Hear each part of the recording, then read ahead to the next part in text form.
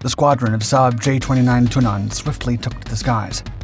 Despite their age, the Swedish pilots took great pride in these venerable aircraft. Also known as the Flying Barrel, it was the first successful post-World War II jet fighter to feature a swept-wing design, and it remained a formidable force when used in the Republic of Congo in 1961. Although the jungle terrain of the African country differed significantly from the cold, misty mountains of Scandinavia, the Tunnan had no trouble executing United Nations missions over the war-torn Congolese skies.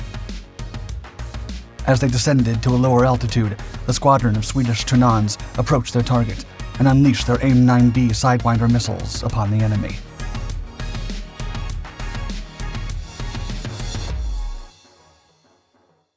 Jet aircraft. During the mid-1930s, nations such as Germany, the United Kingdom, the United States, and the Soviet Union began exploring preliminary designs for turbojet engines.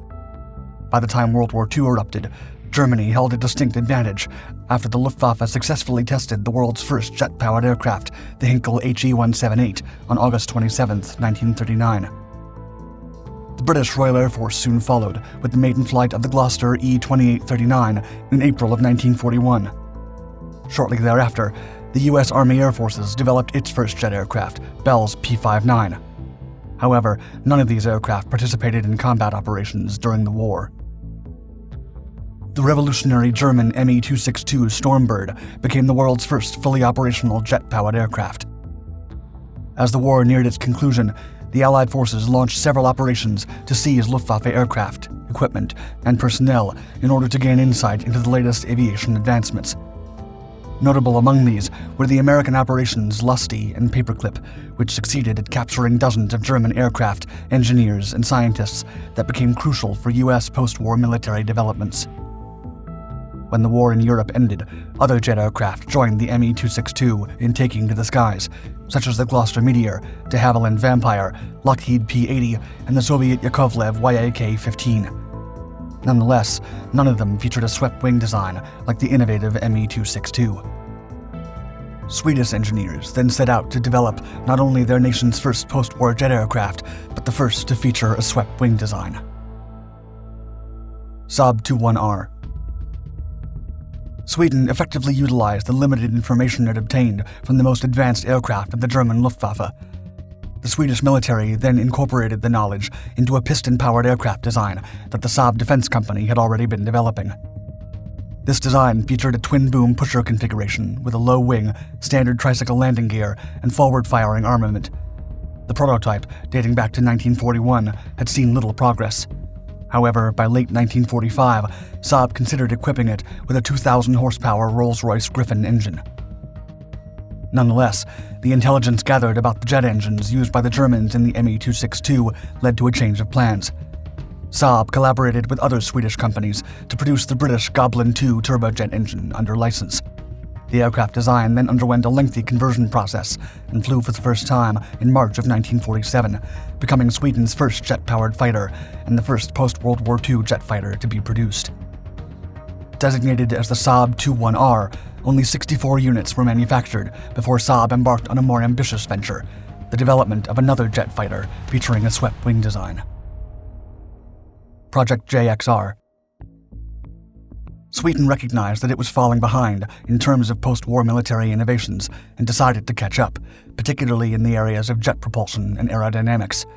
With Joseph Stalin consolidating his power in Eastern Europe, Sweden was determined not to lower its guard against the Iron Curtain.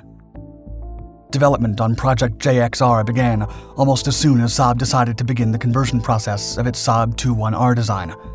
The project aimed to fully develop an operational jet aircraft from the ground up. Soon, the Saab design team, led by Lars Briesing, presented two proposals to the Swedish Air Force. The first proposal was designated R101 and nicknamed Cigaren, or Cigar.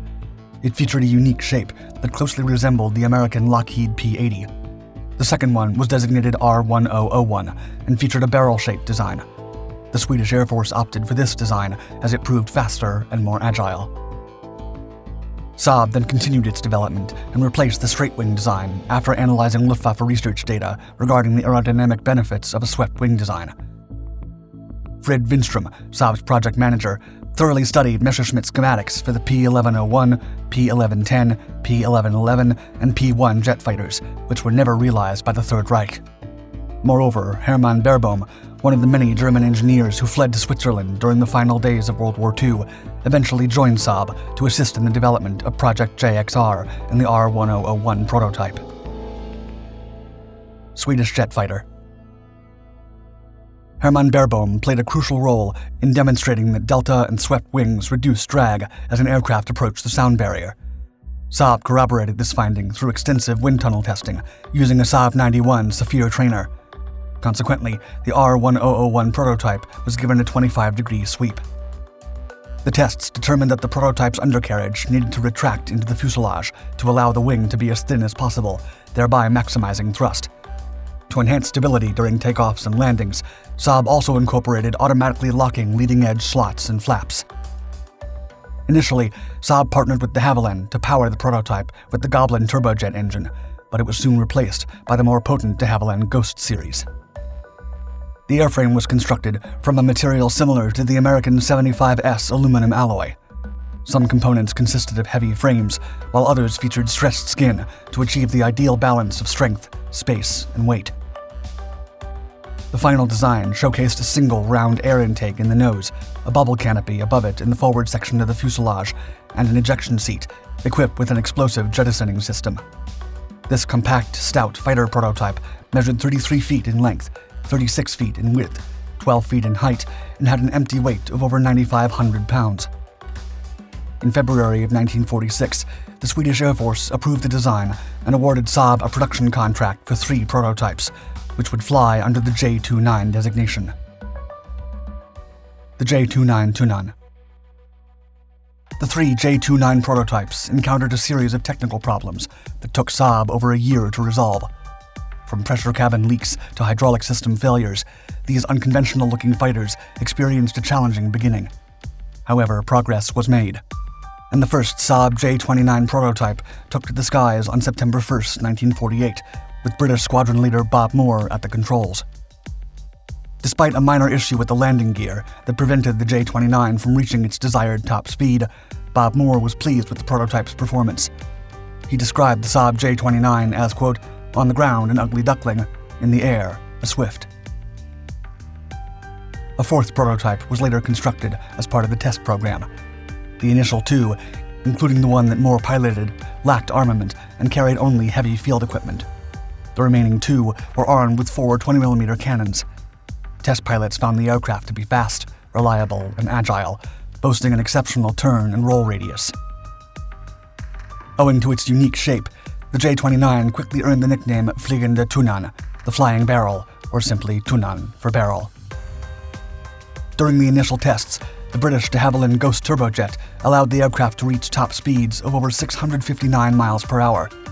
The estimated range was 1,678 miles, with a maximum service ceiling of 50,000 feet, and a rate of climb of 11,800 feet per minute. Following the test phase, the Swedish Air Force approved the production of the Tunnan in the final days of 1948. The barrel at war. Before production, the J29 Tunnan received several minor design improvements. The first batch of Tunnans was delivered to the Bravo wing in May of 1951. 4 other models succeeded the initial J29A variant. The B model was equipped with larger internal fuel tanks to increase the Tunnan's range and featured 8 inner hardpoints for missiles and rockets, as well as 2 outer hardpoints for incendiary bombs or drop tanks. Between 1954 and 1956, Saab introduced the C model, tailored for reconnaissance operations. It lacked armament and featured a redesigned nose with 5 cameras. The J29E model introduced new wings with a leading-edge dogtooth to enhance performance at Mach speeds. Lastly, the F variant was introduced in 1963, modified only to carry a pair of American AIM-9B Sidewinder air-to-air missiles. The Tunnan set 2 world records during its career. On May 6, 1954, Captain Anders Westerlund achieved an average speed of over 607 miles per hour during a 310-mile flight that lasted over 30 minutes.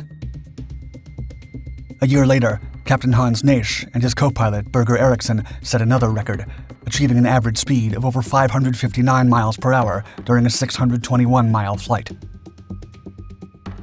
The Tunnan saw combat for the first time during the 1961 United Nations intervention in post-independence Belgian Congo.